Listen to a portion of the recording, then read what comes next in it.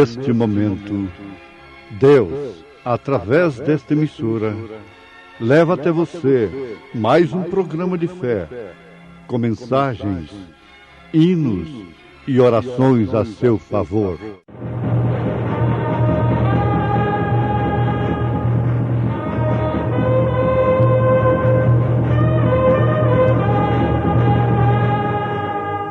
Fé para vencer.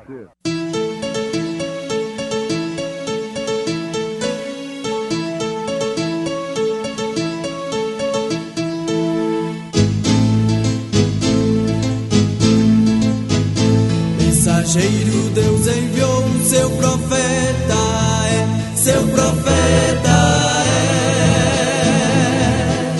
Este som de alarido retumbando está, retumbando está. E as águias de Deus, e as águias de Deus já voando estão, já voando estão. Branham foi seu nome e Deus foi com ele, e Deus foi com ele. E a coluna de fogo sempre lhe seguiu, sempre lhe seguiu.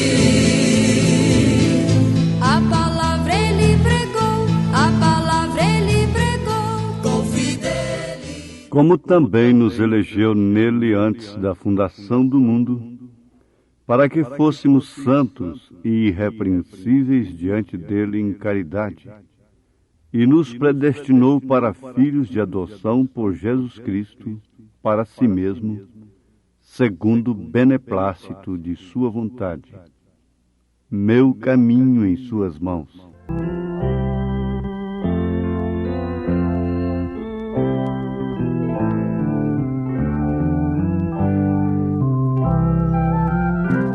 A predestinação olha para o destino. A eleição olha de volta à presciência.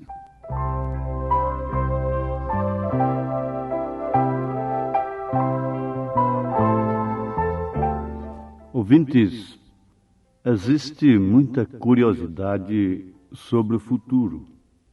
O passado é conhecido. Um dia ele foi futuro.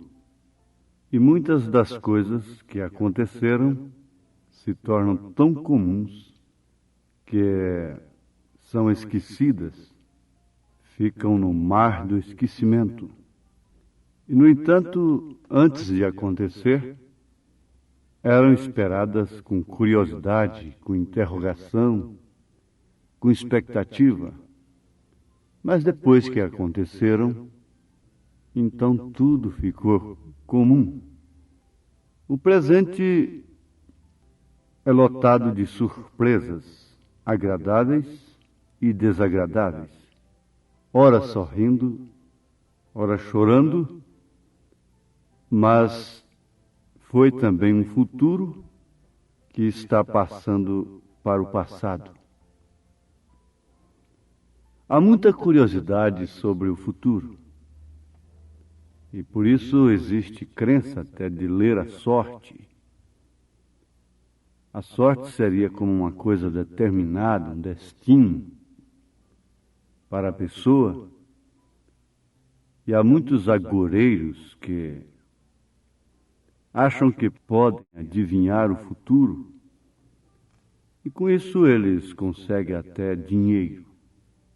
Porque as pessoas sempre são curiosas. Agora, o cristão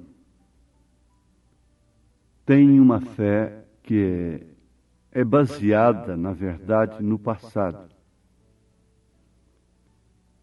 Mas ela aponta para o futuro e segura tanto um como o outro. O passado, o presente e o futuro. Por quê? Fé no passado.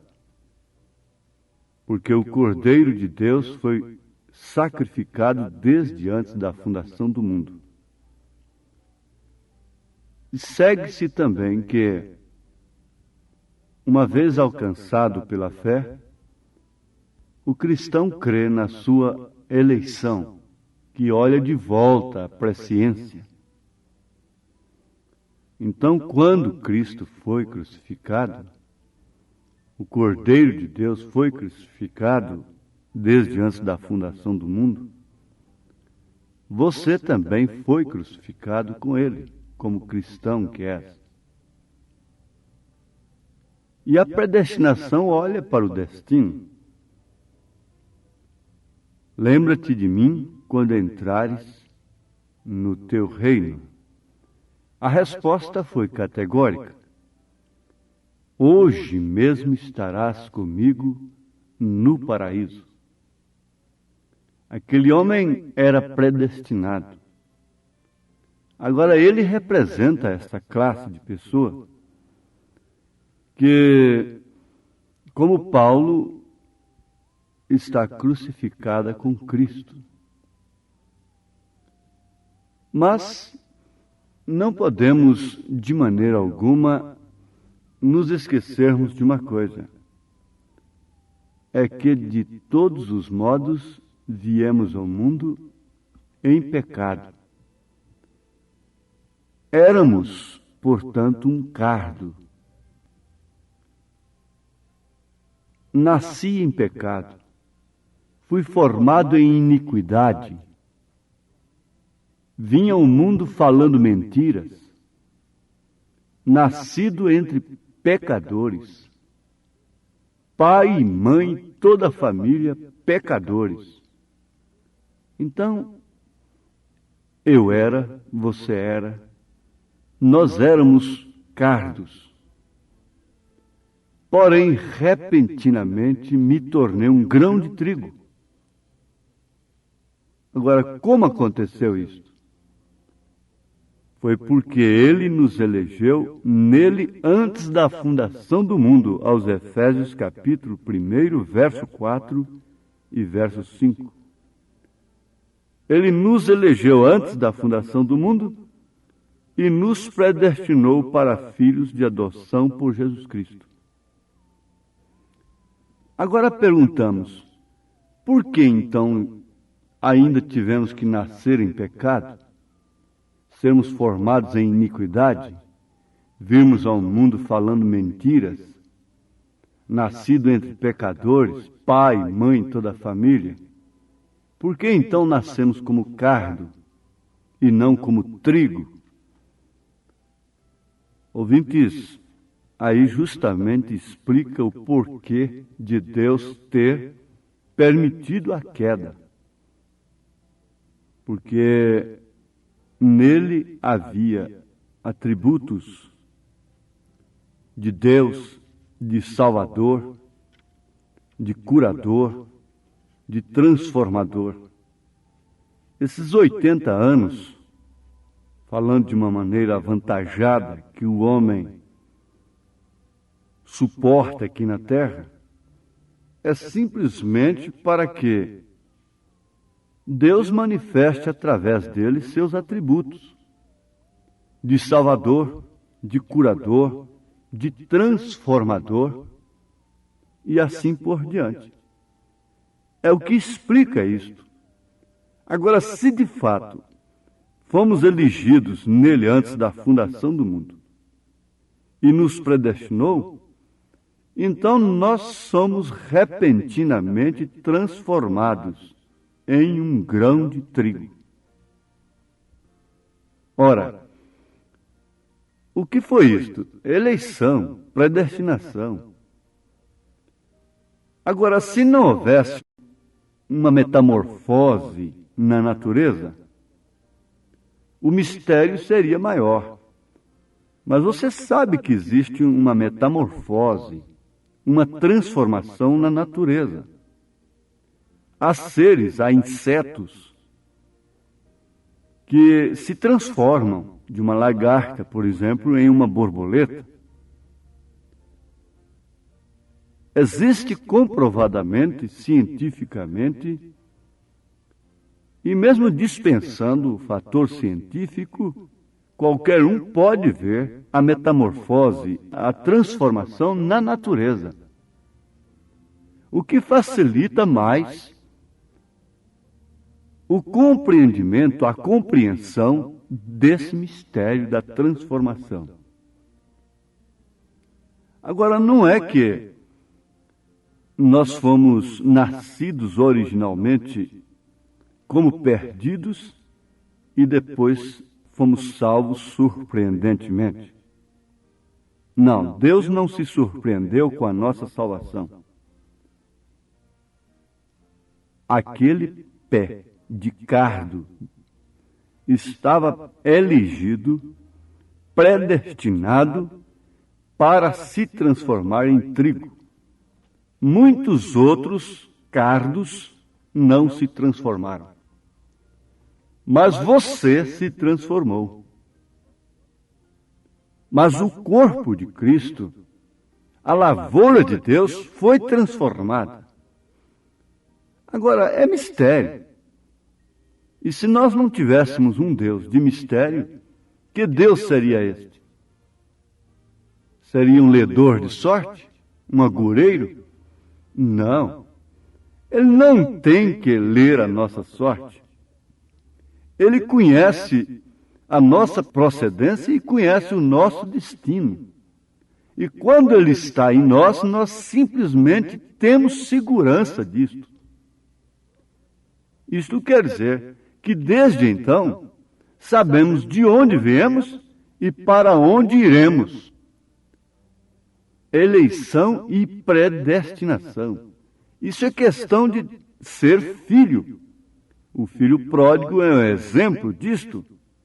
Ele saiu da casa e ele se transformou em um cardo, em um homem perdido, totalmente perdido, sem solução alguma. E ele mesmo chegou a pensar que não podia ser mais considerado como filho, mas sim como um jornaleiro da casa de seu pai. Mas ele disse que tinha um pai. Levantar-me e irei ter com meu pai e dir-lhe-ei: Pai, pequei. Já não sou digno de ser chamado filho, mas me tenha como um de seus jornaleiros. Mas não podia ser assim. Ele era elegido, ele era predestinado. Isso é o que acontece com você, se é que você foi elegido desde antes da fundação do mundo. E a prova da transformação está na mudança de natureza. Não havia um homem mais bruto do que Moisés na terra. E depois ele se transformou no homem mais manso, mais humilde. Não havia um homem de natureza mais bruta do que o profeta desta era. Mas depois ele se transformou no homem mais manso e mais humilde que o século já conheceu. Ele, através do amor, da mansidão, conquistava até as feras. Ele conquistou bois, matadores, abelhas africanas. Ele conversou com a natureza. Ele entrou onde havia tigres ferozes. Ele conquistava as feras. No entanto, não pôde conquistar muitos cristãos, assim chamados. Você vê, Jesus pôde conquistar o ladrão, pôde conquistar a meretriz, pôde conquistar os perdidos, mas não pôde conquistar Anás, Caifás, aqueles que tinham moral, aqueles que tinham boa religião, a religião de Deus. Ele não pôde transformá-los, mas, no entanto, transformou homens e mulheres que de fato eram cardos. Eles não eram hipócritas, eles não eram sepulcros caiados. Todos sabiam que eles eram perdidos. Eles eram apanhados em adultério, eles eram apanhados roubando, eles eram apanhados furtando, eles eram marginalizados, como o caso de Zaqueu. mas eles foram transformados e ele não pôde fazer nada. Não pôde fazer absolutamente nada por aqueles que eram, aparentemente, a lavoura de Deus. Cardo versus trigo. Ele não pôde fazer nada pelo trigo, socialmente falando, religiosamente falando, por aqueles que não matavam, não roubavam, não prostituíam. Ele não pôde fazer nada pelo mancebo de qualidade, Não pôde fazer nada por Caifás, mas pôde fazer tudo pelo ladrão, pela meretriz. Ele pôde transformá-los. Agora veja, a sua fé parece ser igual, mas tem diferença. Aí é outro sinal. Isto é como o caso de Caim e Abel. A fé em Deus era igual. Eles tinham fé igual. Era no mesmo Deus, era na mesma mensagem. Mas um ofereceu de fato um sacrifício sem mistério, sem complicações. Abel ofereceu justamente aquilo que combinava com a revelação, com o plano de salvação, com o plano de Deus, o resgate, porque a coisa tinha sido sangue e não era fruta. Agora, Caim tinha a mesma fé em Deus. Foi cultuar ao mesmo Deus. Mas aquilo fez diferença. E aquilo fez com que ele continuasse sendo um cardo. Agora, Abel era, de fato, carne e ossos, como Caim. Eram semelhantes e, naturalmente, sujeitos às mesmas paixões, como Elias era sujeito às mesmas paixões que somos. Vejam, sacerdotes e os revelados sobre quem era Jesus. Olhem o comportamento dos sacerdotes, dizendo que era Belzebu. Jesus era Belzebu, príncipe dos demônios. Mas veja o comportamento de Pedro. Tu és o Cristo, o Filho de Deus vivo. O comportamento do ladrão crucificado do lado direito. Lembra-te de mim quando entrares no teu reino. Vendo um quadro de derrota, enxergou ali um rei vitorioso num quadro de derrota.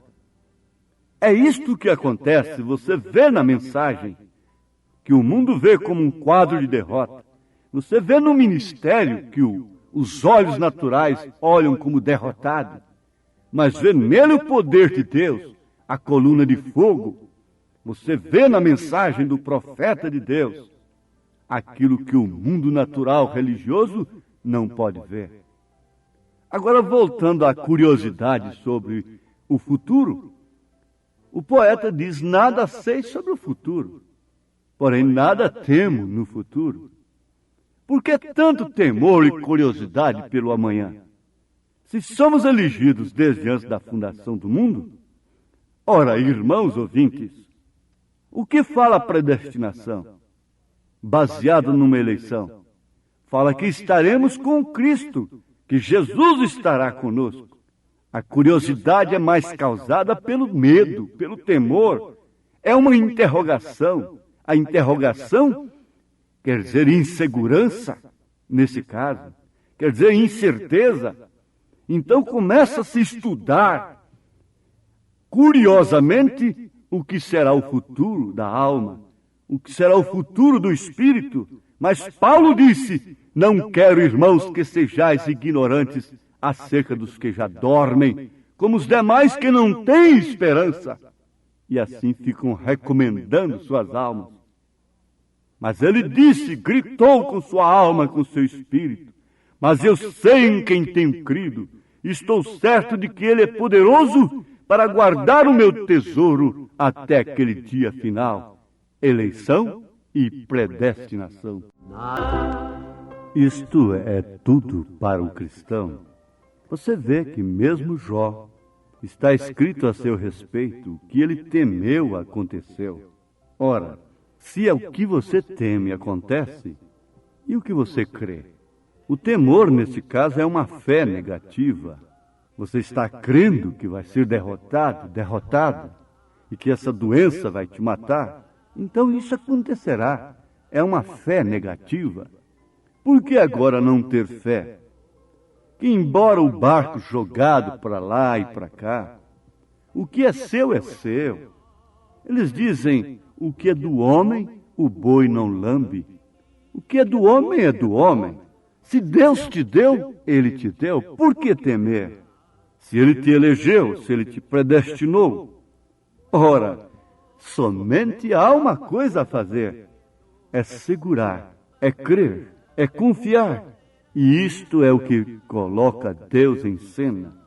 Não temas o futuro. Deus se encarrega dele. Confia somente e Ele te abençoa. Em nome do Senhor Jesus Cristo, o Senhor te coroe de glória e de fé em sua palavra. Amém.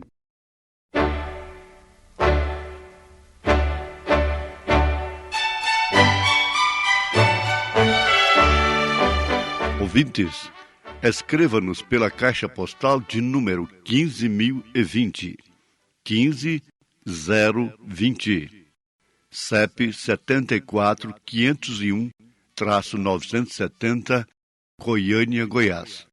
O nosso endereço na internet é www.apalavraoriginal.org.br. Volte a nos ouvir amanhã novamente, neste mesmo horário, nesta emissora, se o Senhor nos permitir, com fé no Filho de Deus, a fé que vence o mundo.